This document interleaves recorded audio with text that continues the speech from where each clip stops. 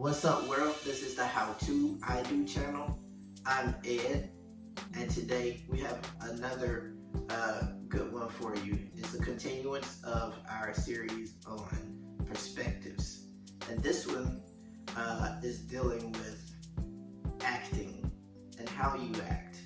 And we're going to dive right into that in just a second.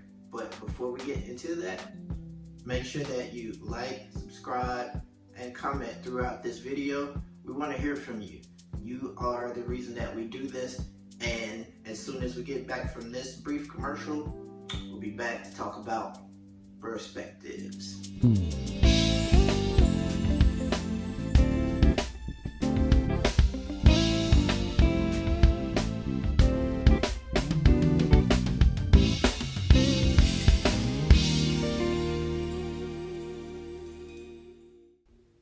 And we're back, and again we are continuing on our subject of perspectives, and this one has a lot to do with acting.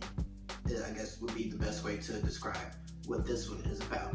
I was recently watching a movie about the life of Marilyn Monroe, and what I realized via watching that movie was that there are several different ways to figure out, or several different points of views, I guess you could say, to interpret that movie. One way that you could interpret that movie is that she was a woman who essentially sexed her way to success. I guess you could put it that way. That's one interpretation.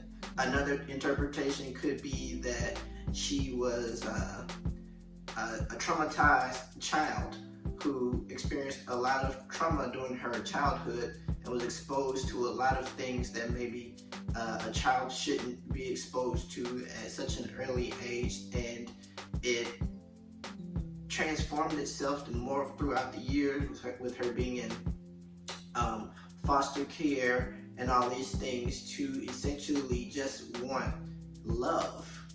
And she assumed that her roadmap to love would be to have this all of this celebrity or all of this fame. So that's another interpretation. I'll give you another one and then I'll move on.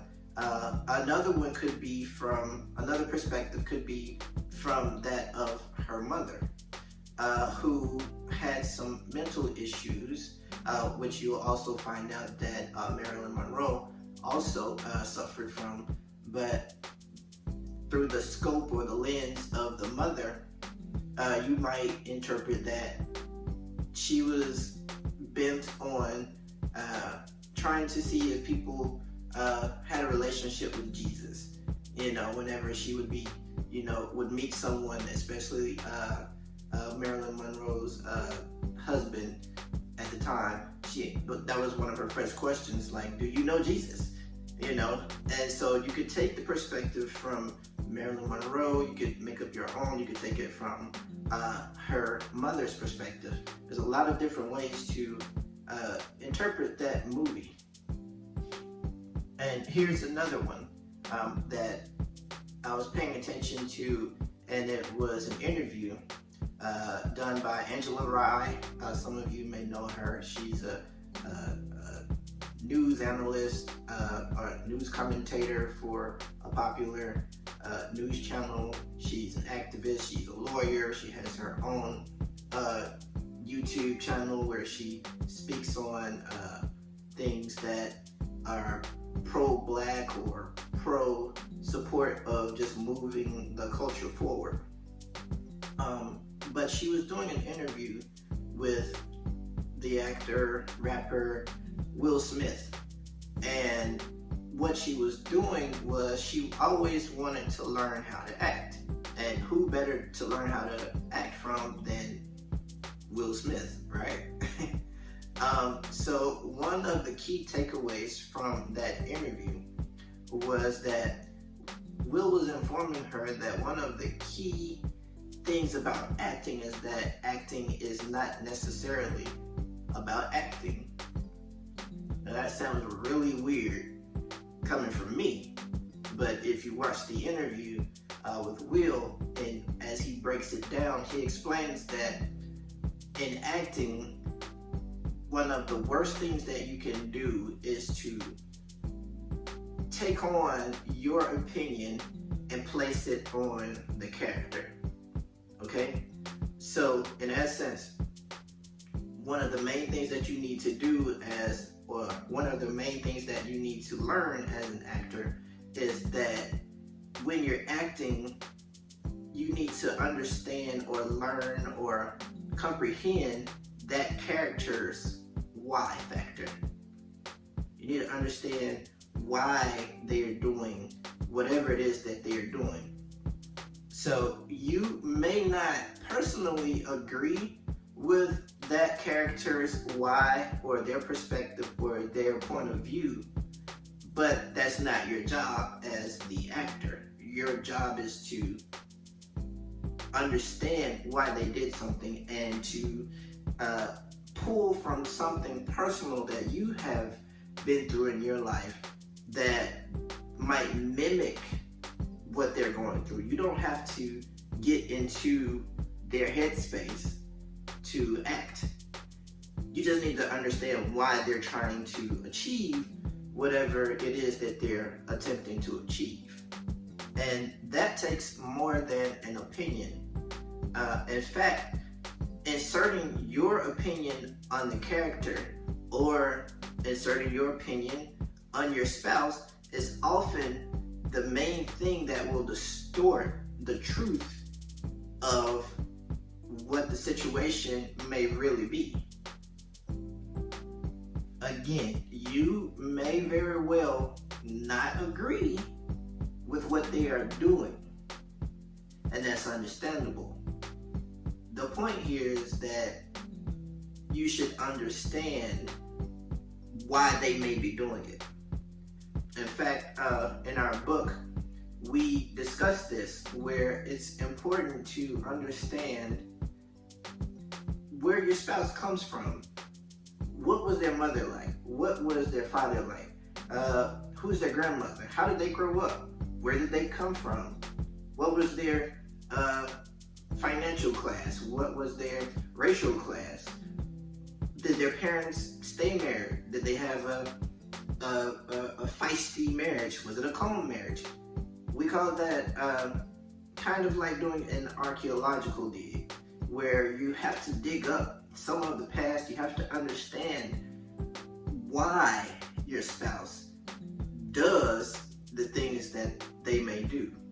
Again, you may not like it. You may not like what they're doing, but it is important for you as a cohort in the marriage to at least understand why certain things may be the way that they are. In fact, here's something from Matthew 7:1-5. Now, this is the New King James Version. And it says, "Judge not, that you be not judged. For with what judgment you judge, you will be judged. And with the same measure you use, it will be measured back to you. And why do you look at the speck in your brother's eye, but do not consider the plank in your own eye?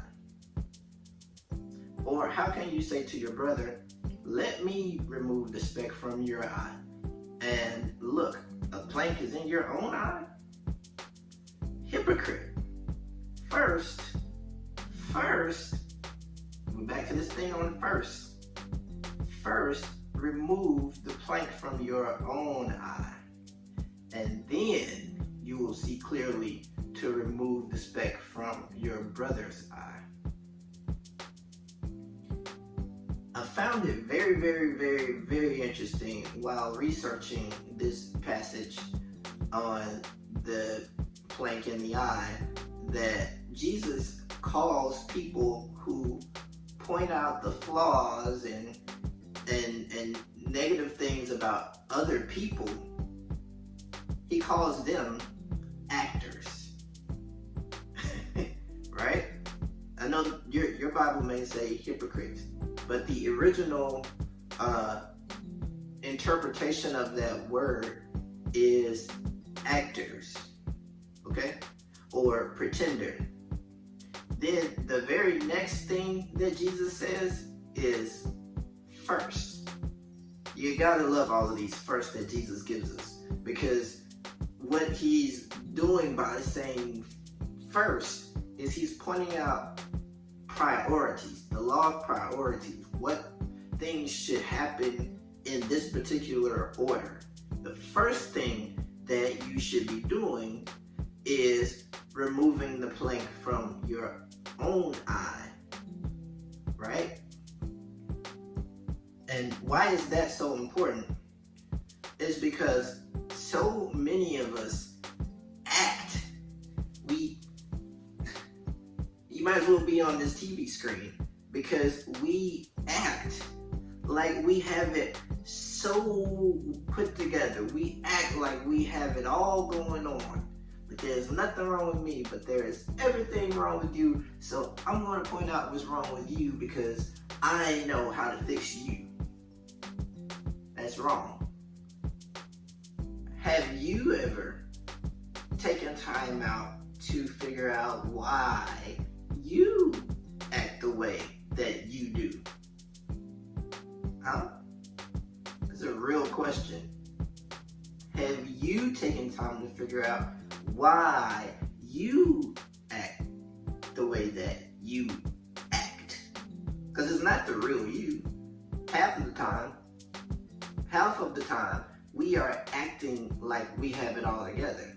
This is why we have $50,000 cars and live in subpar housing, right? Or we have a $2,000 suit on that we wear, but we don't have gas to put in our tank to get to the job that we have the suit for, right? We're acting as though we have it all together. And then we have the audacity to look down on others and point out their flaws and what they should be doing right. The order is that we should gain control of ourselves first. As a matter of fact, in our book, in chapter 1, we have you recite a confession because it's that important.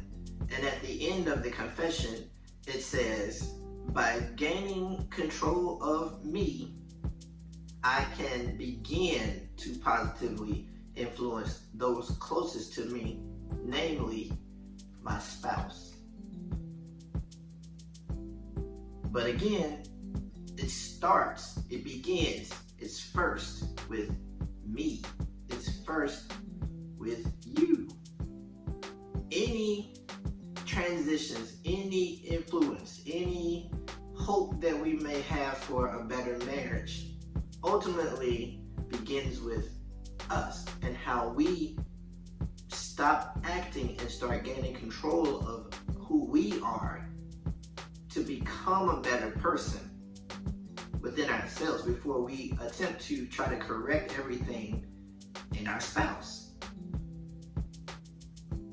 When we gain control over ourselves, then our eyes are open. We are enlightened. Our eyes are open. We have clear vision to then see how to clearly see how to remove the speck from our spouse's eyes. This is why, at least in the US, you are innocent until proven guilty. That's because our perspectives and our opinions can often skew the truth of the situation. When we can clearly see, then we will have a better understanding of how to approach our spouse when things don't necessarily line up. So for instance, you won't use a drill in the eye of your spouse when you just need a napkin to wipe away whatever it is that they may be seeing wrong. Because you can see clearly. But if your eyes are covered and your eyes have planks and bars and old history and whatever else that may be distorting your vision, you have to have clear vision before you can go tampering with someone else's issues. Have you dug into yourself to see how you can be better? Have you done your own history? Do you know why you do things that you do? Sometimes we go in too rough on people. We go in with the wrong tools and we wonder why they are damaged because of what we may have said. Do you understand their why? Do you understand their perspectives? Do you understand your own perspectives? Do you understand why you do the things that you do first? We are so quick to change and correct and give what we call keeping it 100. We got to keep it 100. I bet. Again, I've said this before. A lot of times when we say that, we're just using that as a nice way of saying, I'm going to say whatever I want to say to you, under the guise of truth. But what is your truth? Why do you act the way that you do? You may as well be on this TV screen with everyone else. There's no difference.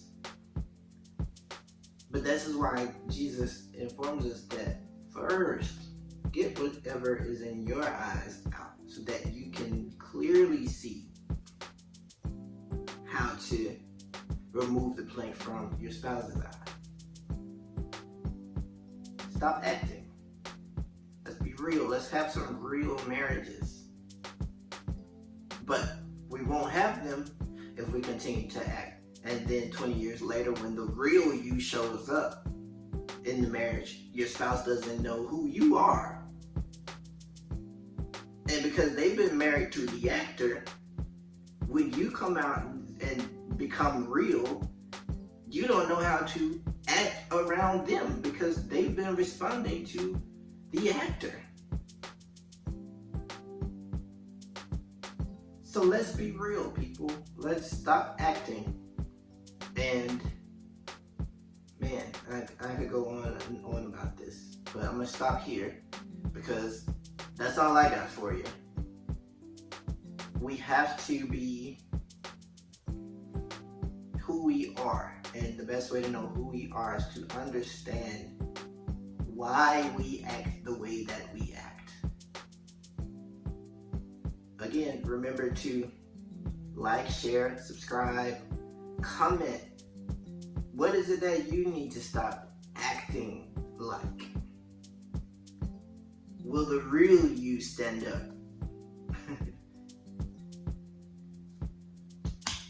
That's all I got for you. Peace.